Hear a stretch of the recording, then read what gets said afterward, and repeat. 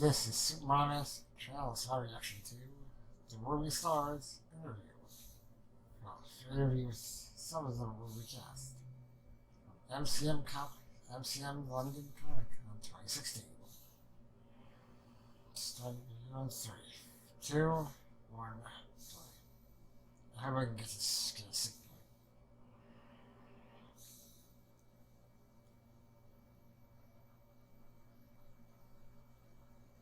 Let's continue a few seconds to get to the show. I know I checked beforehand. It doesn't take that long to get past this title card thingy. Oh, they had an interview with Peter Davison. Cool.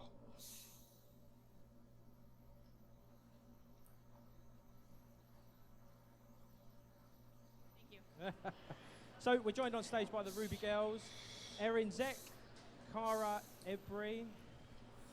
Burley. Thank you very much. Barbara Dunkelman and Lindsay Jones. Oh, shit. Say hello then, guys. Hello. Hi. Hello. So how are you all? Hello. So good. Brilliant. This is my first time in London, so I'm like really excited. Yeah, you're going to be doing some sightseeing, do you reckon? I hope so, yeah. Yeah, brilliant. All the rest of you been okay? Brilliant, all good? I'm great. Yeah. Everyone here has been so nice so far too. Barbara and I had a chance to walk through the floor earlier, and we met several cosplayers and people who are fans of the show, and they could not be more sweet. So thank you guys for treating us nicely too. We appreciate it. Oh, sick then. So have you seen any kind of RWBY cosplays, early cosplays around that you've kind of been like, wow, like, really? So many. We were just walking around in the hall, and already we're like, oh, there's Yang, oh, there's Crow, oh, there's Ren. We had a RWBY yell at us as we walked by, and I was like, "Oh, I'm so excited to be here now." That was me. Sorry about that. I also see a Flip cosplay, nice, from day 5, awesome. Ooh, I see a Jack from GTA 5, which is pretty fantastic. Wow. I see wise. I feel like a lot of people are dressed like me today. Nice. Like me too. Okay. So you're all part of Rooster Teeth, girls. We'll start with that. We'll start with the first part. So you started at Rooster Teeth. Basically, how did you get introduced to the guys at Rooster Teeth? Or how did it all come about for you guys? Well, I started watching Red vs. Blue when I was 14 years old. So I was a member of the community since 2003.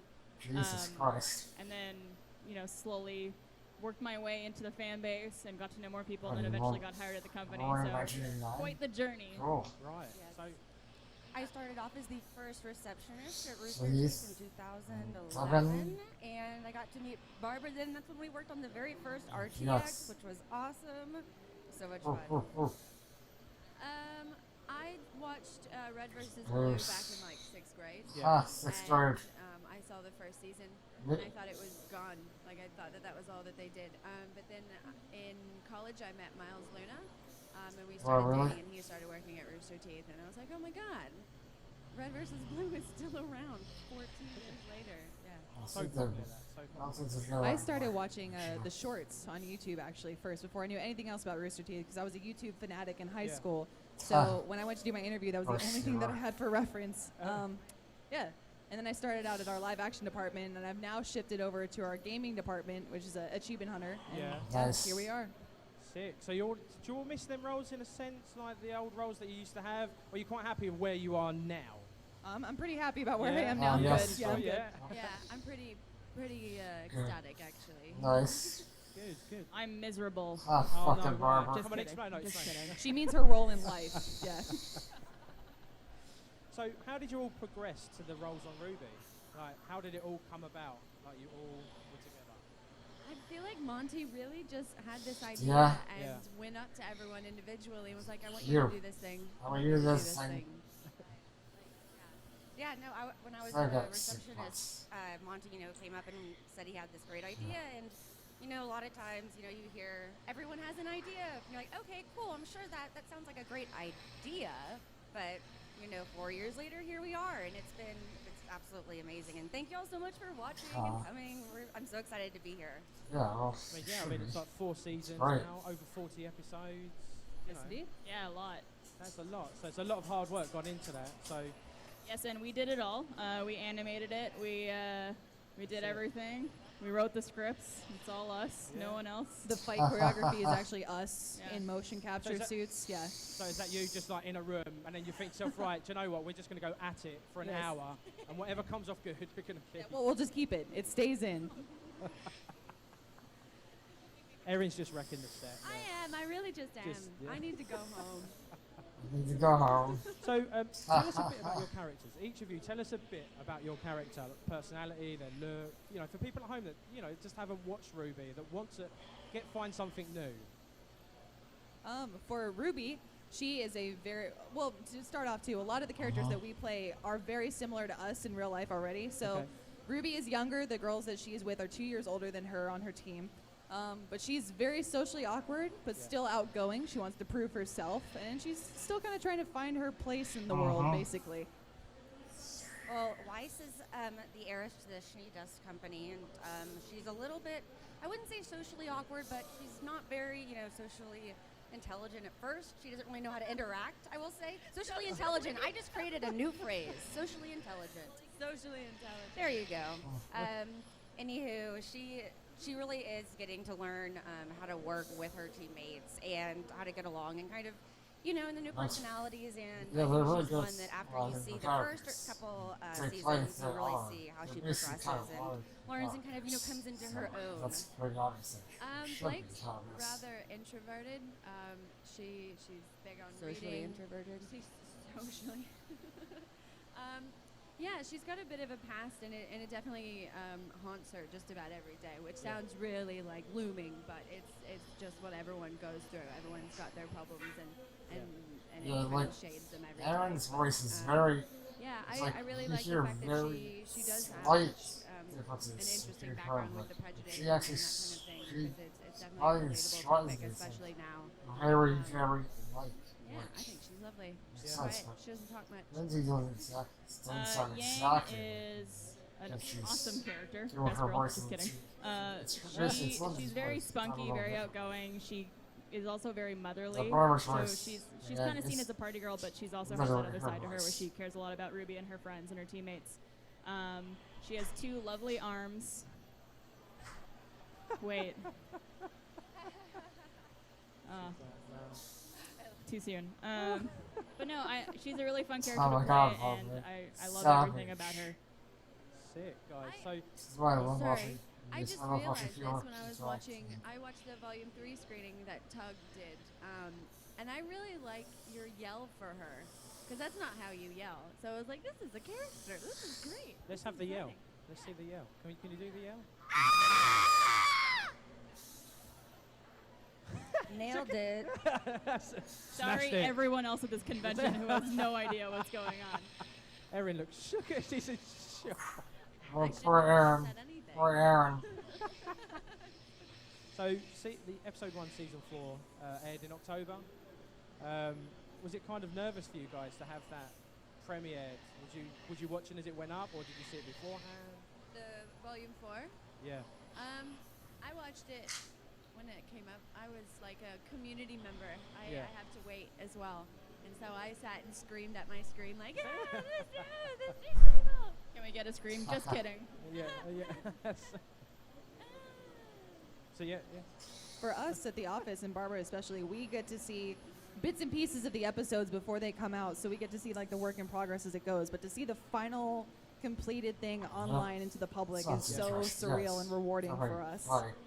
It's awesome. Yeah, I know Lindsay and I can't help but peek into the folder where they have like the uploaded versions of like version 1 of it with like half of it done, but we still go in and watch. And the animation, sometimes they haven't actually animated the character moving, so it's just the still figure of them like turning and like no mouth movements or anything. And we're still like, oh, that looks so cool. So great. Do you find it tough in the booth sometimes when you're recording? Do you kind of feel like you need a bit more shown to you? Yes and no. I think that we get the luxury of being able to perform, and then the animation is made to our performance, whereas in anime dubs, you have to match the mouth flaps or something like that. So we get more flexibility to kind of imagine our characters and imagine what we would want the performance to be instead of kind of being shown what it should be. I think it's also, after a couple of years, at least when I read the scripts and go into the booth, I imagine, exactly how the characters interact and how they sound, and now I know, you know, it's a lot easier to say, okay, so I hear Ruby's voice in my head, and it's easy to you know, communicate and express that. Yeah, initially it was difficult because we didn't really have an idea of what the world looked like, what all the characters were going to look like and sound like, that kind of thing. But now, 4 years into it, it's a bit easier because you can actually I'm not sure, it see might be the world like rather Mike's than little just, like beacon in the voices a little background and deeper, imagine or where you are and who's higher talking than and how they're Aaron's talking. natural So it definitely voice. helps. I'm not It's- entirely sure. I still can't think about how I just screamed at everyone. I'm so sorry. Jesus. Yeah, I have to agree with all of them. You know, when we first started doing RWBY, we didn't really know anything about what it was going to look like or, you know, how the characters were going to interact. So doing it blind was a little bit different. But now you could see the scene play out. Yeah. You could hear how they're going to read those lines, knowing these girls so well at this point. And so it's almost like in your head you act off of them without having to be there physically. Are you all happy with Fair the enough. way your characters have progressed from, say, day Oh. one till now? Absolutely. I can't even watch Volume 1 anymore. I can't. I tried and I was like, no, please, just let me do it again. Yeah? Why is this getting nicer? The kids eventually do So a yes. remaster. I wouldn't mind if they eventually. I think for do a Barbara and I, remaster both we've talked on about this in other one. interviews. Volumes 1 and 2 for their relationship was very happy-go-lucky. Everything's good, and then in Yeah. Volume 3 It's we fine, deal with it's some not difficult concerning. subject matter. So no spoilers, but yeah, Just we've a little seen bit. we've Yeah. seen a lot of character progression in the last volume, and it's only going to continue moving on from here. Okay. Yeah, a lot of our characters are changing You've got drastically audience from what heads. we've seen in the first couple volumes. You know, they were going to school and they were kids and they were able to be kids, but now they have to grow up Yeah. and they have to grow up fast. So I think inevitably you're going to see a lot of growth. I'm really proud of the fact that Blake seems to actually be acknowledging her past and trying to work through it herself instead of ignoring it. Because a lot of what we do nowadays is just to kind of forget and Yeah. bury, and then it just festers in some kind of I way in feel our like personality. that's what Blake's trying to go through. I really Yeah, appreciate the it's fact easy. that she's taking the time Yes. to understand why she's upset, what's happened to her, and So work it's got through to it properly. work her so past it'll and work properly the problem be she has. sorted. That was really eloquent. Yeah. So when you deal with difficult subject matter, do you find it hard yourselves in dealing with it, or do you kind of just go through the motions? Do you do any research or something like that on that Well, kind of area? as far as performing goes, and I'm sure these guys would agree, it's rewarding as an actor to kind of Yeah. do something different with your character than you've never had a chance to do so before. So yes, we try and research as much as we can into the scripts in the past, and I know our writers are very open about collaborating with us and having us be a part of the creative process. So we're there for a lot of the steps of the way. Yeah. Cool. Sounds cool. Everyone's I like, agree. Everyone's just like, She's yeah. like, I feel like for things like the faunus prejudice thing, you just try to be true to the character, and Yeah. and then it will just Fair be enough. good because it will be natural and it will go. But I feel like in terms of other things, like with a lot of LGBT representation right now in television has like exploded, and people are very very serious because it's a serious thing for some people, and I know that all of the writers and everyone is trying to take it delicately and handle it in the way that they should. But it goes for the same with, Bumblebee. the faunus and the human, that kind of Bumblebee. thing. As long as you're true and you want to have a good story and a good representation, then it will be. Good. So, apart from your own weapons on your characters, what other weapon do you like in RWBY? Oh God, all of them. Sitting on the fence. We're talking before. Nora's hammer is pretty amazing. Oh. I really like Oh. Ruby's scythe. I think that's like one of the coolest weapons on the show. I like your gauntlets. I want yours. I like Neptune's trident. Yeah. That was my wife's. I'm all about it's in volume 2 for anyone who hasn't seen it yet, but or I lied, volume 3. Reese's skateboard that breaks into some sweet guns. Oh, yeah. That's awesome. So cool. Cool. So, we'll go back to kind of like voice acting and stuff like that. What aspects do you like of the process? Like going, you go into the booth. What do you like about it? Like you go in. Do you like just it's like kind of a freedom of expression in some sense, or is it too scripted? Sometimes you do get a bit kind of, I don't know, like you go off on your own tangent. I I think my favorite part about doing Yang and voice acting in general is that you could kind of you don't have to put on a show for anyone physically. Everything is conveyed in your voice, so you don't have to care about what you look like, what funny faces you're making, what stupid things you're doing with your body, as we all do. So you could just kind of like put your guard down and go all into it, and I think that's my favorite part. I enjoy, for acting in general, I like stepping away from myself as a person and becoming somebody else.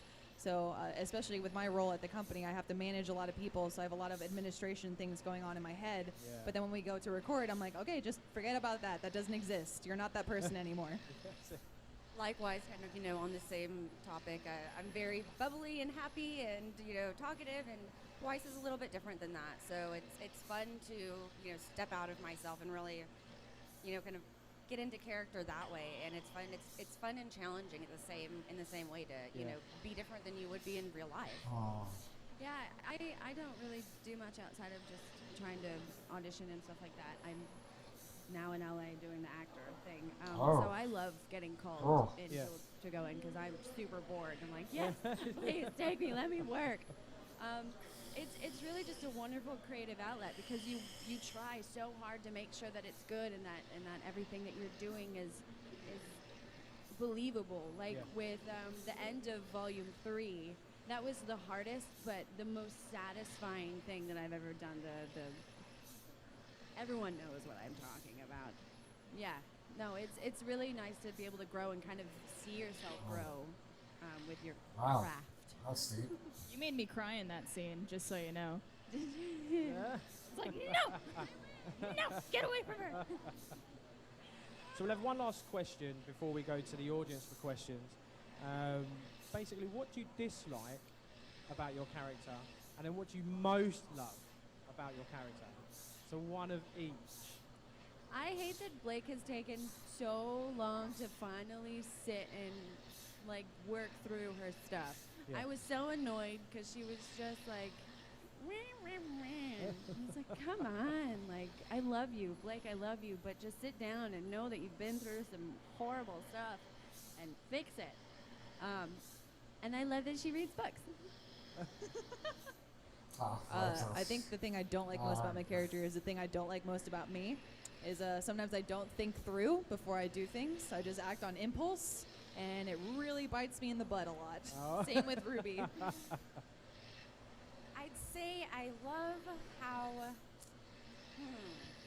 the thing I didn't like about Weiss in the beginning was what a lot of people didn't like about Weiss in the beginning. She wasn't able to, accept people for who they are at first. She was a little bit, closed off, and I think now I really like her growth, and I really think that that's something that y'all are going to see a lot more of too, and I'm happy that now she likes RWBY. You can see that, she's really becoming friends with her teammates, and it's not just, why are you here, I'd say for Yang, probably the thing I don't like is the fact that she's so hot-headed, and up until now didn't really know how to control her temper, and it worked in her favor for the most part, but then it kind of bit her in the ass in the, no spoilers, at the end of Volume 3. Don't give nothing away. I think the thing I like the most is just the fact that she cares so much about the people she loves, and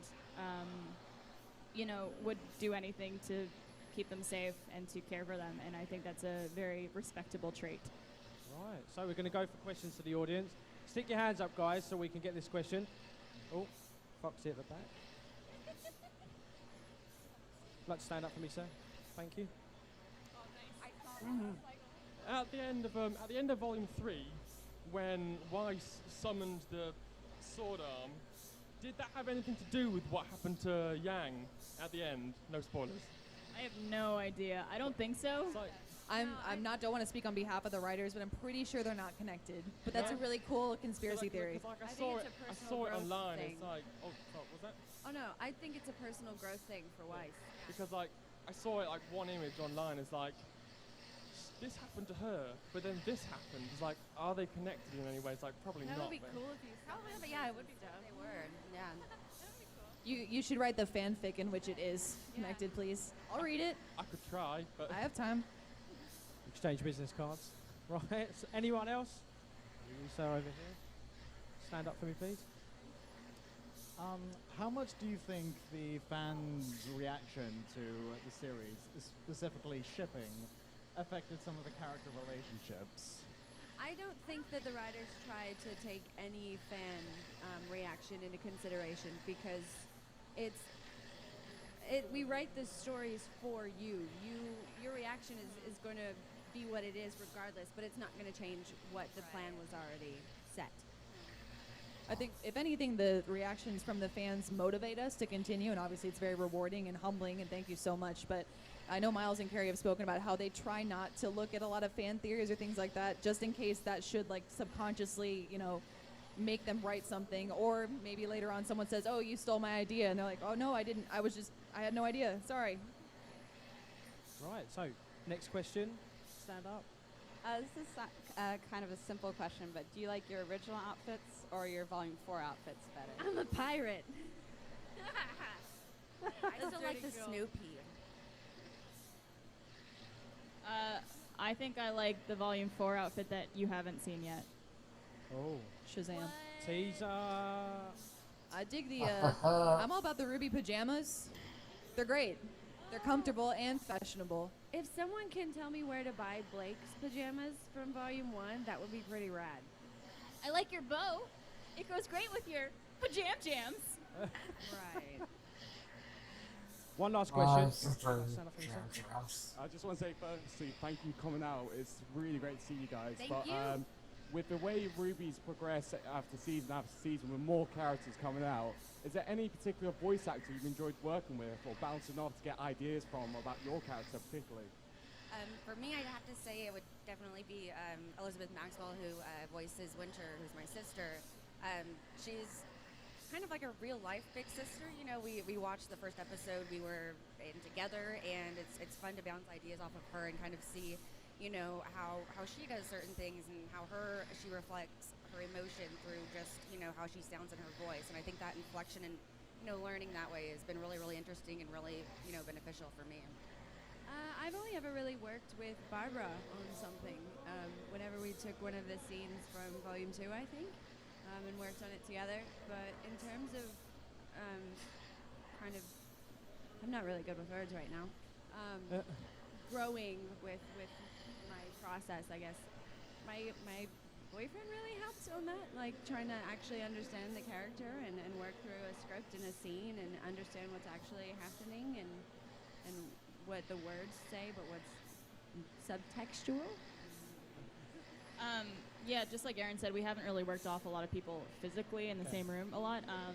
But I am very excited for the interaction that my character and Taeyang, her dad, have in the upcoming volume, especially since Bernie Burns, as some of you may know, who is the founder of Rooster Teeth, he plays Taeyang. Wow. And Bernie has always been kind of like a fatherly figure to me, growing up and knowing him, and he's been just a big inspiration. So seeing those two characters interact like father-daughter is really funny.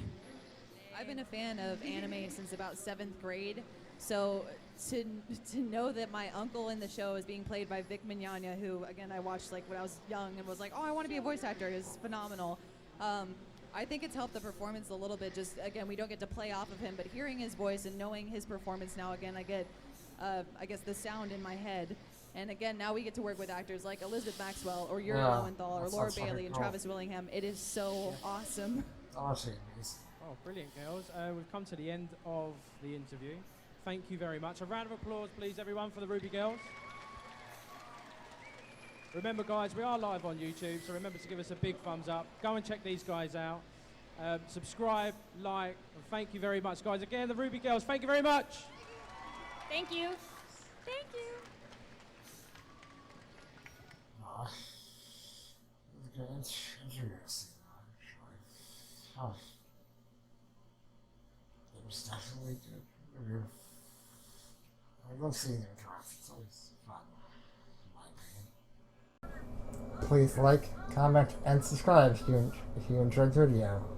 And you can find and message me on Twitter. And you can find and support me on Patreon, both of which can be found in the links in the description.